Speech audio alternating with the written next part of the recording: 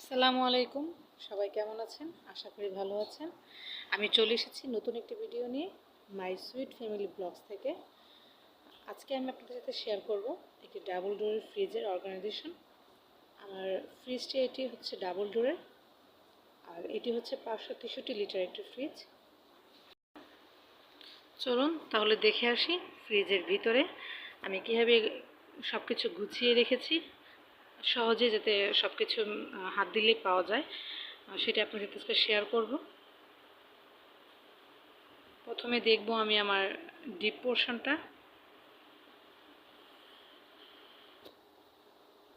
Almost এরকম দেখতে হয়েছে, মানে আমার ডিপটা এরকম দেখতে।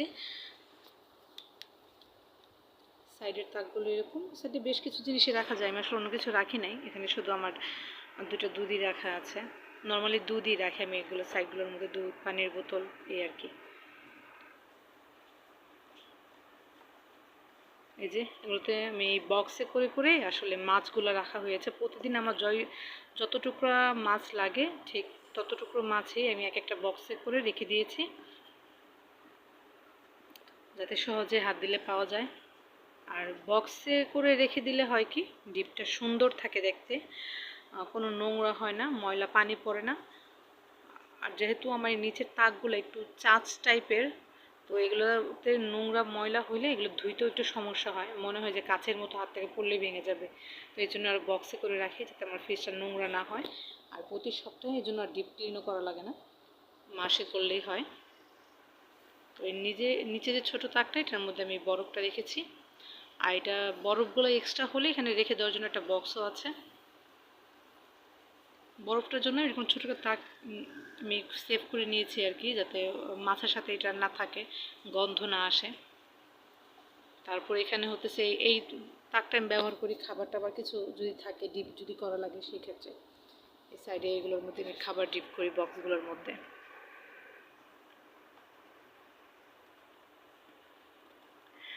এগুলোতে চালের গুঁড়া কিছু খাবার রেখে দিয়েছি। এই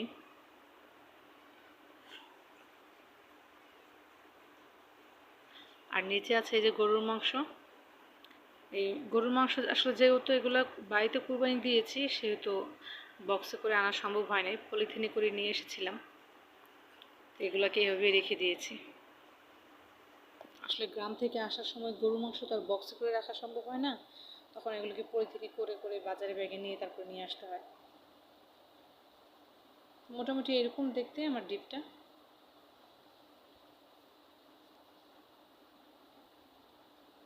চলুন এখন দেখে নেই আমার নর্মালি সেকশনটা আমি কীভাবে গুছিয়ে নিয়েছি।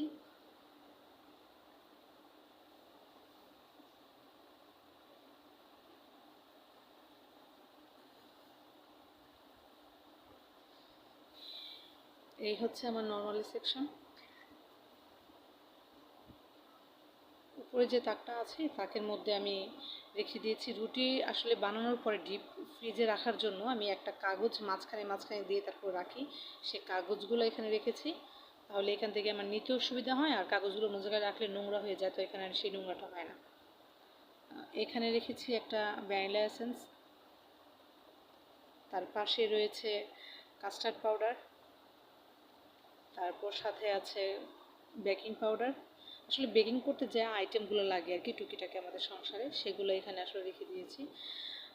যেমন কেওড়া জল আছে, সয়া সস আছে, ভিনেগার আছে, এইগুলোই।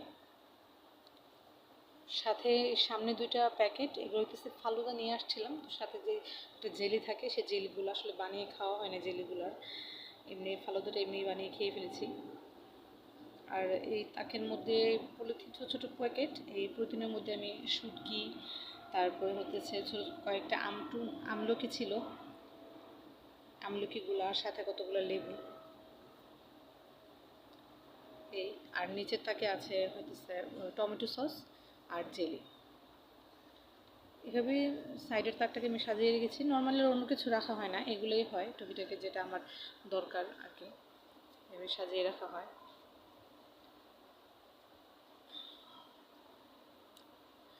তো এই আমার হতেছে ভিতরের সেকশনটা। আমি উপরের তাকটাতে আসলে নর্মালি কিছু রাখি না, যেহেতু উপরের তাকটাতে ফ্রিজের লাইটটা আছে, তো সেহেতু বা ওই যে ভলিউম কমানো বাড়ানো আছে, তো কিছু রাখলে আসলে ওই লাইটের আলোটা নিচে পড়তে সমস্যা হয়, ওই জন্য ওটা খালিই রাখি। তারপর নিচে ছোটোটা তাক, ওইটার মধ্যে আমি ভর্তা করেছিলাম, ওটাতে রেখে দিয়েছি ভর্তাটা করে ঢাকনা দিয়ে। আর এখানে আছে যেমন ঘি এই তাকটাতে, তারপরে আছে আচার, আর সাথে যে বক্সটা আছে সেই বক্সের মধ্যে আছে আমাদের গ্রামের ভাষায় আমগুলোকে ছোট ছোট করে কেটে রোদে শুকিয়ে নেয়, এটাকে বলে আমের হোলি। তো সেই আমের হোলিটা আছে এখানে, মা বাড়ি থেকে করে দিয়েছিল। আর সাথে অর্ধেকটা আনারস খাওয়া হয়েছিল সকালে, সেটা বাকিটা রেখে দিয়েছি এখানে। আর নিচে যে তাকটা আছে এই তাকের মধ্যে হইতেছে ডিমের একটা খাঁচি। এই খাঁচিটার মধ্যে আসলে আমার মাসিক করে যে বাজার করি সে তখন আমি ডিম নিয়ে আসি, 1 খাঁচি 2 খাঁচি একসাথে, তো সেই ডিমগুলো এখানে একসাথে রেখে দিয়েছি। বক্সে ডিমটা রাখলে হয় কি ভাঙার একটা ভয় থাকে না। আর এই সাথে 2টা বক্স, এই ছোটো বক্সটাতে আমি কাঁচামরিচ সুন্দর করে পরিষ্কার করে বেছে রেখে দিয়েছি। আর এইটাতে আছে ধনেপাতা, তাহলে ধনেপাতাটাও পলিথিনে রাখলে নষ্ট হয়ে যায় আর কি, বক্সে রাখলে নষ্ট হয় না, রেখে খাওয়া যায় অনেকদিন। পিছনে একটা ছোটো একটা বক্স আছে, এই বক্সে আছে কাঁচামরিচ, সরি কিশমিশ। তো ওই কিশমিশগুলো আমি পিছনে রেখেছি কারণ আমার ছোট ছেলেটা খুব দুষ্টু, মানে ফ্রিজ করলে কিশমিশ দেখলে হাতে নিয়ে খাওয়া শুরু করে, এই জন্য সেটা পিছনে লুকিয়ে রাখছি।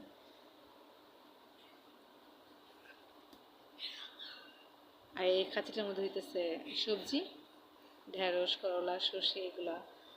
অত বেশি করে সবজি আনা হয় না আসলে, বাচ্চারা অত বেশি সবজি খেতেও চায় না, আর যেহেতু বাসার নিচে দোকান আছে সবজির দোকান, তো প্রতিদিন টাটকা টাটকা সবজি নিয়ে এসে খাওয়াটাই ভালো লাগে। আর নিচে এই বক্সের মধ্যে আছে আম, বক্সটা নাই করলাম। তো এইভাবেই সাজিয়েছি আমার এই নর্মাল সেকশনটাকে। তো আপনারা দেখতেই পাচ্ছেন, যদি ভালো লাগে থাকে অবশ্যই একটা লাইক দিবেন, সাবস্ক্রাইব করবেন, আর জানাবেন আমার ফ্রিজটার ডেকোরেশন কেমন লাগলো, অর্গানাইজেশনটা কেমন লাগলো। এই হচ্ছে আমার ফ্রিজের ফুল লুক। ভালো থাকবেন, সুস্থ থাকবেন সবাই, আমার পাশে থাকবেন এবং দোয়া করবেন যাতে সবাই ভালোভাবে সুস্থভাবে থাকতে পারি। আজকের মতো এখানেই বিদায় নিচ্ছি, আবার চলে আসবো নতুন একদিন নতুন কোনো ভিডিও নিয়ে। আল্লাহ হাফেজ, ভালো থাকবেন।